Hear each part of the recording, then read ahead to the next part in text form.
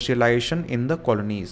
तो देखिए इस टॉपिक में हमें मेनली इंडिया के बारे में पढ़ना है कि आखिर जो इंडिया था वो एक कॉलोनी था और वहाँ पर जो इंडस्ट्रीज़ थी, फैक्ट्रीज़ थी, वो कैसे पहुँची। और यहाँ पर सिर्फ हम फैक्ट्री इंडस्ट्रीज़ के बारे में नहीं पढ़ेंगे, फैक्ट्रीज़ के बारे में नहीं पढ़ेंगे, इसके अलावा जितने भी नॉन मैकेनाइज्ड सेक्टर थे उनके बारे में भी हम यहाँ पर पढ़ने वाले हैं। और इस पूरे प्रोसेस को समझने के लिए, इंडस्ट्रियलाइजेशन के पूरे प्रोसेस को समझने के लिए हम एक एग्जाम्पल लेंगे जिसमें कि हम टेक्सटाइल इंडस्ट्री का एग्जाम्पल लेंगे और इसको ध्यान में रखते हुए हम समझने की कोशिश करेंगे कि जो इंडिया था वो एक तरीके से इंडस्ट्रियलाइज कैसे हुआ। तो देखिए उसके पहले जो इंडियन टेक्सटाइल था उसके बारे में हम जान लेते हैं, यानी इंडस्ट्रियलाइजेशन आने के पहले क्या स्थिति वो हम पढ़ लेते हैं टॉपिक नंबर 3.1 में। और इस टॉपिक का नाम है the age of Indian textiles.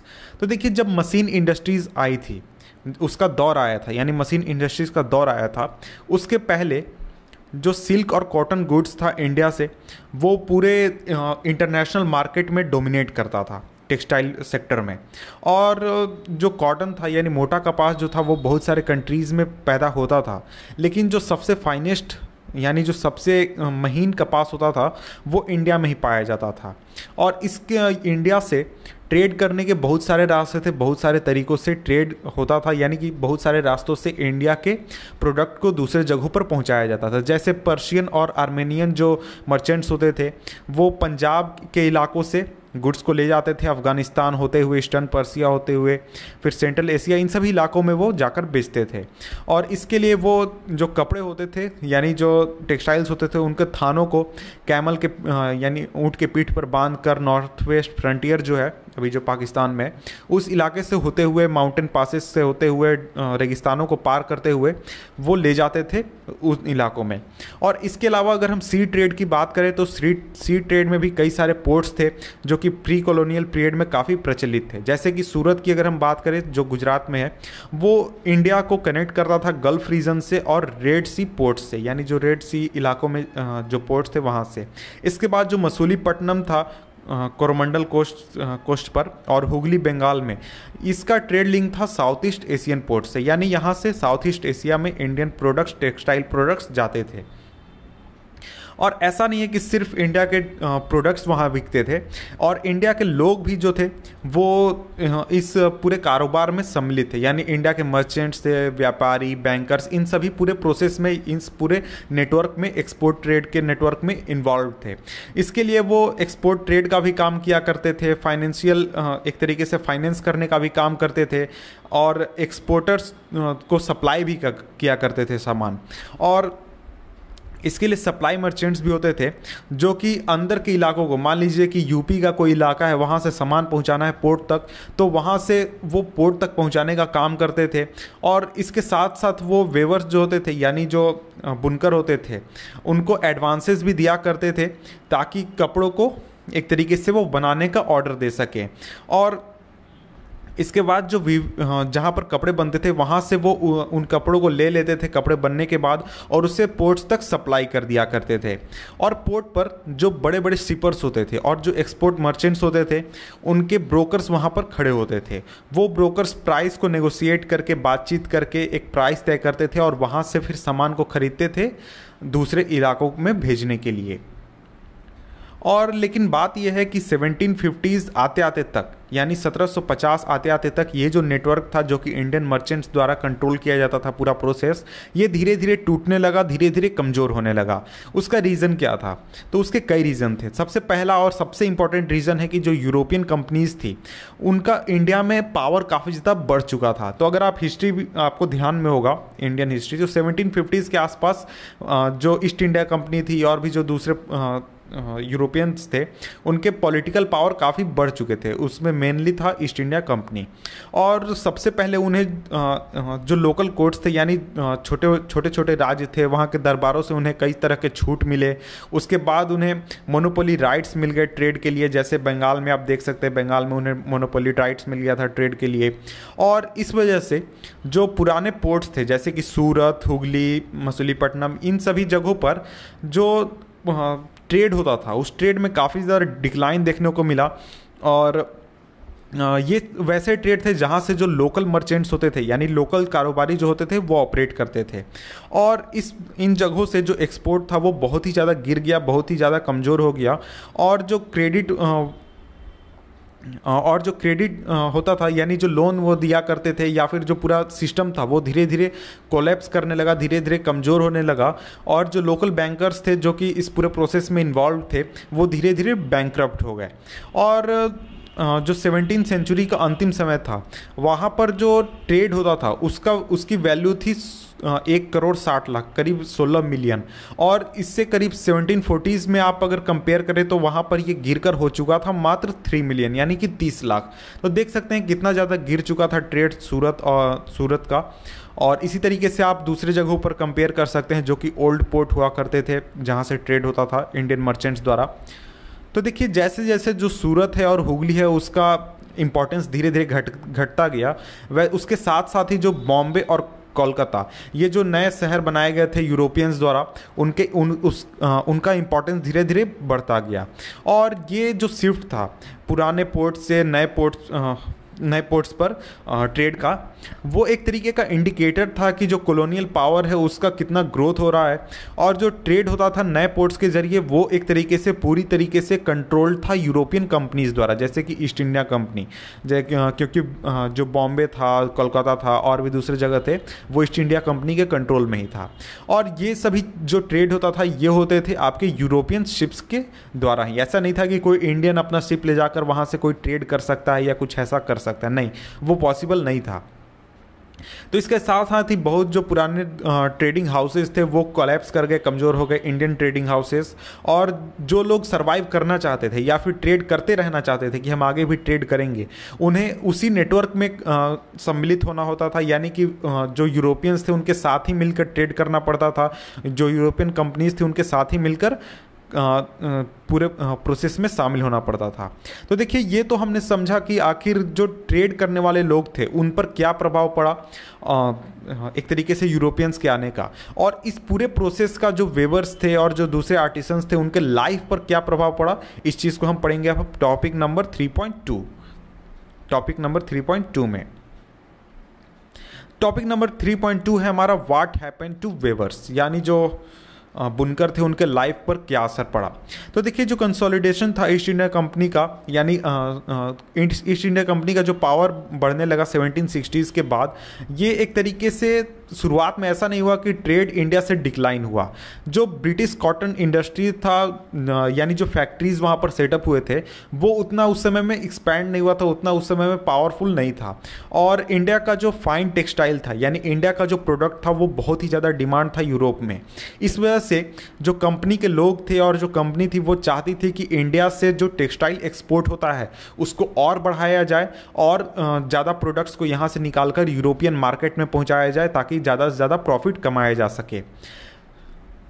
पहले जब बंगाल में ईस्ट इंडिया कंपनी के पास पॉलिटिकल पावर आया, बंगाल और कर्नाटक में, उससे पहले जो यानी कि जो 1770s के पहले जो ईस्ट इंडिया कंपनी थी उसके लिए ये बहुत ही मुश्किल था कि वो एक तरीके से रेगुलर सप्लाई कर सके सामानों का एक्सपोर्ट के लिए, क्योंकि मार्केट में बहुत सारे लोग थे जो कि एक तरीके से ट्रेड करने के लिए तैयार थे, जैसे फ्रेंच थे, डच थे, पुर्तगीज़ थे, और इसके अलावा जो लोकल ट्रेडर्स थे वो भी ट्रेड किया करते थे। और इसके लिए ये सभी लोग वेवर्स के पास जाते थे, और इन सभी में से वेवर्स के पास ये एक तरीके से आज़ादी होती थी कि वो किससे बेचना चाहता है, कितने दामों पर बेचना चाहता है, और इसके लिए वो काफ़ी ज़्यादा बार्गिन भी किया करते थे। और जो सबसे महंगा प्राइस बोलता था, जो भी क्या कहते हैं व्यापारी, उसको वो बेच दिया करते थे। और इसका एग्जांपल एक तरीके से जो लेटर्स ऑफिशियल लिखे हैं उन लोगों ने लंदन के लिए, वहाँ पर ऐसा जिक्र मिलता है। लेकिन जब ईस्ट इंडिया कंपनी का पॉलिटिकल पावर एक तरीके से इस्टेब्लिश हो गया बंगाल में और भी दूसरे रीजनों में, तो उसे एक तरीके से मोनोपोली राइट्स मिल गया ट्रेड के लिए। मोनोपोली राइट्स का मतलब ये हुआ कि जितने भी वेवर्स थे या फिर वो जो रीजन था पूरा बंगाल का रीजन, वहाँ पर ईस्ट इंडिया कंपनी के अलावा कोई भी दूसरा व्यक्ति ट्रेड नहीं कर सकता है। कर सकता है तो सिर्फ और सिर्फ ईस्ट इंडिया कंपनी के मर्जी पर, उससे परमिशन लेकर। तो ये जो पूरा प्रोसेस था, ये एक तरीके का सिस्टम इसके बाद एक सिस्टम ऑफ मैनेजमेंट और कंट्रोल एक तरीके से इस्टेब्लिश होने लगा, वहाँ पर डेवलप होने लगा, ताकि कंपटीशन को हटाया जा सके, दामों को कंट्रोल किया जा सके, और जो रेगुलर सप्लाईज है कॉटन और सिल्क का, इसको एक तरीके से बरकरार रखा जा सके। और इसके लिए जो यूरोपियंस थे, यानी जो ईस्ट इंडिया कंपनी थी, उसने बहुत सारे स्टेप्स लिए थे, और उन सभी स्टेप्स को हम देख लेते हैं बारी बारी से। तो देखिए, पहला जो स्टेप था, जो कंपनी थी उसने जो एग्जिस्टिंग ट्रेडर्स थे, यानी जो पुराने ट्रेडर्स से जो ट्रेड किया करते थे, उनको एक तरीके से हटाने की उसने कोशिश की, और ज़्यादा से ज़्यादा उसने डायरेक्ट कंट्रोल करने की कोशिश की। इसके लिए एक पेड सर्वेंट उन्होंने हायर किया, जिसका नाम था गोमश्त, जिसे गोमश्त कहा जाता था, ताकि वो वेवर्स के ऊपर सुपरवाइज कर सके, उनसे सप्लाईज कलेक्ट कर सके, और क्वालिटी क्लोथ का जो क्वालिटी है उसको चेक कर सके। ये एक बहुत ही इंपॉर्टेंट स्टेप था, क्योंकि इसकी वजह से जो गोमस्त होते थे वो वेवर्स के गांवों में रहा करते थे, वहाँ पर चेक करते रहते थे कि कोई दूसरा ट्रेडर के पास सामान तो नहीं जा रहा, या फिर कोई दूसरा ट्रेडर जो है वो सामान वेवर्स से खरीद तो नहीं रहा, इस तरीके की वो चीज़ें चेक करता था। दूसरा है second, it prevented company weavers from dealing with other buyers. तो देखिए, जो कंपनी के लिए वेवर्स काम कर रहे थे, उन वेवर्स को दूसरे बायर्स के साथ डील करने से उनको प्रिवेंट कर दिया गया। और ऐसा उन्होंने कैसे किया? तो इसके लिए एक तरीका था कि एडवांसेस वो दे दिया करते थे, यानी कि जब वीविंग का काम शुरू हो रहा है उसके पहले ही उन्हें ऑर्डर दे दिया जाता था कि हमें इतने कपड़े चाहिए, और इसके लिए उन्हें लोन भी दे दिया जाता था।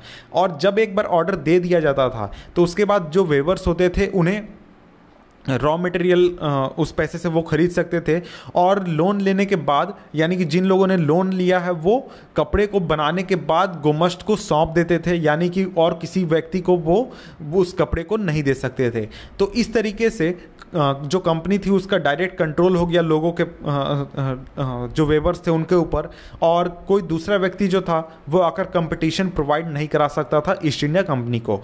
तो इस तरीके से ट्रेडिंग देख सकते हैं कि एक तरीके से मजबूत हुआ ईस्ट इंडिया कंपनी का। तो जैसे जैसे जो लोन्स थे वो आते गए, और जो डिमांड जो था फाइन टेक्सटाइल का वो बढ़ता गया, तो जो वेवर्स थे वो आसानी से तुरंत ही एडवांसेस ले लिया करते थे, ताकि उन्हें ज़्यादा से ज़्यादा प्रॉफिट हो सके। उन्हें लगता था कि ज़्यादा प्रॉफिट हो जाएगा। और बहुत सारे जो वेवर्स थे उनके पास स्मॉल प्लॉट्स थे ज़मीन के, यानी ज़मीन के छोटे टुकड़े थे, जिस पर वो पहले खेती किया करते थे, साथ साथ वेविंग का भी काम किया करते थे। लेकिन अब जो उनके पास ज़्यादा एडवांसेस उन्हें मिलने लगे, ज़्यादा उन्हें काम मिलने लगा, तो इस तरीके से इस वजह से उन्हें लैंड को अपना छोड़ना पड़ा, और पूरा जो समय था उनका उन्हें वीविंग में देना पड़ा। और जो वीविंग था वो एक तरीके से बहुत ही ज़्यादा लेबर रिक्वायर करता था, तो इस वजह से पूरी फैमिली को उस काम में इन्वॉल्व होना पड़ता था, बच्चों से लेकर वोमेन सभी लोगों को अलग अलग स्टेजेस पर, प्रोसेस के अलग अलग स्टेजेस पर इन्वॉल्व होना पड़ता था। तो जल्दी ही जो बहुत सारे जो वीविंग विलेजेस थे जहाँ पर वीविंग का काम होता था, वहाँ पर क्लैसेस के रिपोर्ट्स भी आने लगे जो गोमस्त थे और जो वेवर्स थे उनके बीच में। उसका रीज़न ये था कि जो पहले जो सप्लाई मर्चेंट्स होते थे वो हमेशा ही वीविंग विलेजेस में आते रहते थे, और उनका जो वेवर्स थे उनके साथ बहुत ही क्लोज रिलेशनशिप था, उनका ख्याल वो रखते थे, और जब उन्हें उनके कोई प्रॉब्लम होती थी उस समय में वो हेल्प भी किया करते थे। लेकिन जो नए गोमस्त लोग थे वो आउटसाइडर्स थे, और उनका कोई लॉन्ग टर्म सोशल लिंक नहीं था विलेज के साथ, यानी विलेज के साथ वैसा कोई लगाव नहीं था। उनका सिर्फ एक काम था कि उन्हें उन पर ध्यान रखना है कि कोई गड़बड़ ना करे, और उन पर एक तरीके से नज़र रखनी है। और जो गोमस्त होते थे वो बहुत ही एरोगेंटली बिहेव करते थे, और वो जब गाँव में आते थे तो सिपोइस के साथ आते थे, यानी सैनिक लोगों के साथ आते थे। और जो वेवर्स होते थे उन्हें पनिश भी किया जाता था अगर सप्लाई में देरी होती है या फिर किसी और तरह की प्रॉब्लम्स होती है, और उन्हें बार बार बीट भी किया जाता था और परेशान भी किया जाता था।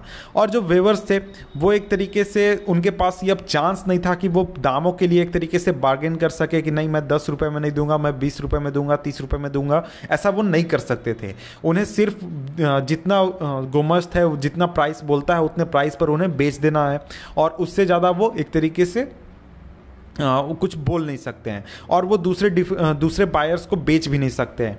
और जो प्राइस उन्होंने रिसीव किया है कंपनी से वो बहुत ही कम होता था, और जो लोन्स उन्हें एक्सेप्ट वो करते थे वो कंपनी के साथ उन्हें टाई कर देता था।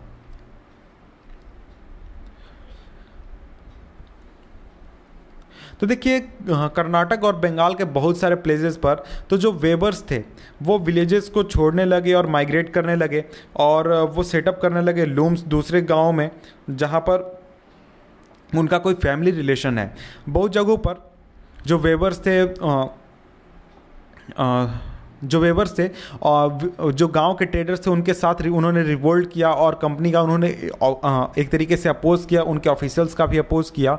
और धीरे धीरे कुछ समय बाद जो बहुत सारे वेबर्स थे वो लोन्स को रिफ्यूज़ करने लगे, अपने वर्कशॉप्स को बंद करने लगे और एक तरीके से एग्रीकल्चर लेवल का वो काम करने लगे। और अगर हम 19वीं सेंचुरी की बात करें, इसके बाद जो कॉटन वेबर्स थे उन्हें नई तरह की प्रॉब्लम्स फेस करने पड़े। उन नए तरह के प्रॉब्लम्स को हम टॉपिक नंबर 3.3 में पढ़ेंगे। टॉपिक नंबर 3.3 है मैनचेस्टर कम्स टू इंडिया।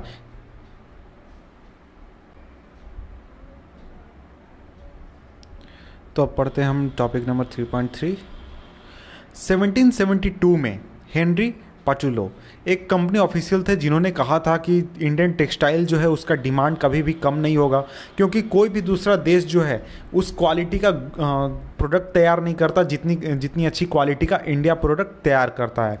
सो इस वजह से इसके बावजूद भी जो 19वीं सेंचुरी के शुरुआत से ही हम एक तरीके से देख सकते हैं कि जो टेक्सटाइल एक्सपोर्ट है उसका डिक्लाइन एक तरीके से शुरू हो चुका था, जो कि काफ़ी सालों तक चलता रहा।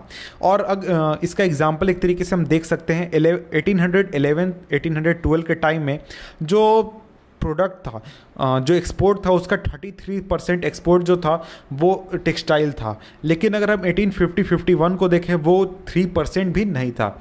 आखिर ऐसा क्यों हुआ और इसका क्या एक तरीके से इम्प्लीकेशन हुआ, तो इस चीज़ को आगे हम देख रहे हैं। तो देखिए उसका सबसे जो एक इम्पॉर्टेंट रीज़न है वो है इंग्लैंड में इंडस्ट्रियल रिवॉल्यूशन आना। तो जैसे जैसे जो कॉटन इंडस्ट्री थी इंग्लैंड में वो डेवलप हुई, जो इंडस्ट्रियल ग्रुप्स थे उनको एक तरीके से परेशानी होने लगी, उनको ये चिंता होने लगी कि जो इंपोर्ट है दूसरे कंट्रीज से वो उनका बिजनेस जो है वो एक तरीके से ख़राब कर सकता है। सो इस वजह से उन्होंने प्रेशराइज करना शुरू कर दिया गवर्नमेंट को, ताकि जो इम्पोर्टेड प्रोडक्ट्स हैं उनके ऊपर इंपोर्ट ड्यूटीज़ लगाया जा सके कॉटन टेक्सटाइल के ऊपर, ताकि जो मैनचेस्टर में बनने वाले गुड्स हैं, जो मैनचेस्टर है वो आपके इंग्लैंड का एक शहर है, वहाँ पर गुड्स बनते थे, यानी कि जो टेक्सटाइल थे वो बनते थे। जो वहाँ पर जो बनने वाले टेक्सटाइल के प्रोडक्ट्स हैं वो उनको ब्रिटेन में सेल किया जा सके बिना किसी कंपटीशन के, यानी कि बाहर से उन्हें कोई कंपटीशन ना मिले। और इसी समय में जो इंडस्ट्रियलिस्ट थे वो उन्होंने एक तरीके से ईस्ट इंडिया कंपनी को परसुएड किया, मनाया, ताकि जो ब्रिटिश यानी जो ब्रिटेन में बनने वाले प्रोडक्ट हैं उनको इंडियन मार्केट में भी बेचा जा सके। और जो एक्सपोर्ट था ब्रिटिश कॉटन गुड्स का वो धीरे धीरे बढ़ने लगा और कुछ सालों में बहुत ही ज़्यादा बढ़ गया शुरुआती 19वीं सेंचुरी में। और 18वीं सेंचुरी के अंत में 18वीं सेंचुरी के अंत में जहाँ पर बिल्कुल भी एक तरीके से इंपोर्ट नहीं होता था इंडिया में किसी भी कॉटन पीस गुड्स का, वहीं अगर हम 1850 में देखें जो कॉटन पीस गुड्स था यानी कि जो टेक्सटाइल प्रोडक्ट था उसका करीब टोटल इंपोर्ट में 31% हिस्सा था। और 1870s में हम देखें तो ये करीब 50% से भी ज़्यादा हो चुका था। तो इस तरीके से देख सकते हैं कि कितना ज़्यादा ड्रामेटिक एक तरीके से इफेक्ट पड़ा था इंडिया के एक्सपोर्ट और इंपोर्ट पर। अब हम देखते हैं कि इसका इफेक्ट जो कॉटन वेवर्स थे उनके लाइफ पर क्या पड़ा। तो देखिए जो कॉटन वेवर्स थे उनको इंडिया में जो कॉटन वेवर्स थे उनको दो तरह के प्रॉब्लम्स फेस करने पड़े। पहला तो उनका एक्सपोर्ट मार्केट एक तरीके से खत्म हो गया पूरी तरह से, और इसके साथ साथ ही जो उनका लोकल मार्केट था वो भी काफ़ी कम हो गया था, क्योंकि जो मैनचेस्टर इंपोर्ट्स था उसकी वजह से जो चीज़ें मशीन द्वारा प्रोड्यूस की जा रही थी इंग्लैंड में वो बहुत ही सस्ती होती थी, और जो इम्पोर्टेंट कॉटन गुड्स थे वो इतने सस्ते होते थे कि जो वेवर्स थे वो एक तरीके से कम्पीट ही नहीं कर सकते थे। और 1850s के आसपास अगर हम देखें तो बहुत सारे जो वेविंग रीजन्स थे वहाँ से इस तरीके के रिपोर्ट्स आ रहे थे कि वहाँ पर काफ़ी डिक्लाइन हो चुका है और वहाँ से लोग काम करना उन्होंने छोड़ दिया है। और 1860s के बाद जो वेवर्स थे उन्हें एक नई तरीके की प्रॉब्लम होने लगी। उसका वो ये था कि उन्हें अब रॉ कॉटन का सप्लाई भी उतना ज़्यादा नहीं मिल रहा था। उसका रीज़न ये था कि इसके आसपास जब अमेरिकन जो सिविल वार था वो वहाँ पर शुरू हुआ अमेरिका में, तो वहाँ से जो कॉटन सप्लाईज होते थे यूएस से, वो ब्रिटेन को बंद हो चुके थे।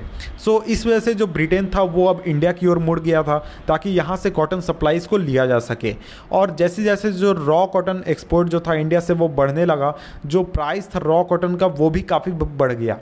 तो इस वजह से जो वेबर्स थे इंडिया में, वो उनको एक तरीके से सप्लाई पूरी तरीके से बंद हो चुकी थी, और उन्हें अगर प्रोडक्ट को बनाना भी था तो उन्हें रॉ कॉटन काफ़ी महंगे दामों पर ख़रीदना पड़ता था। और इस वजह से इस सिचुएशन में जो वीविंग प्रोफेशन ही था वो एक तरीके से काम नहीं कर सकता था, क्योंकि उतने महंगा प्रोडक्ट कोई इंडिया में लेने को तैयार नहीं था अगर वो कोई प्रोडक्ट बनाते भी हैं। और एक तरीके से बिजनेस ही उतना अच्छा अब नहीं रह गया था। और इसके बाद अगर हम 19वीं सेंचुरी के अंत में हम अगर देखें तो जो वेबर्स थे और जो दूसरे क्राफ्ट्स पीपल थे, क्राफ्ट्समैन थे, उनको और भी अलग तरीके के प्रॉब्लम्स फेस करने पड़े। और उसका रीज़न ये था कि इंडिया में फैक्ट्रीज जो थे उन्होंने प्रोडक्शन शुरू कर दिया गया था, और इसके साथ ही जो मार्केट था वहाँ पर मशीन गुड्स का एक तरीके से प्रोडक्ट से पूरी तरीके से भर दिया गया था। तो इसके साथ ही अगर ऐसी पूरी घटना हो रही है तो इसके साथ जो वेबिंग इंडस्ट्री थी वो कैसे सरवाइव करेगी, ये सवाल अब उठता है। तो देखिए इसके बाद अब है टॉपिक नंबर 4। टॉपिक नंबर 4 है फैक्ट्रीज कम अप, यानी फैक्ट्रीज इंडिया में आती हैं, उनके बारे में अब हम पढ़ेंगे नेक्स्ट वीडियो में। तो मिलते हैं आपसे हम नेक्स्ट वीडियो में, तब तक के लिए गुड बाय।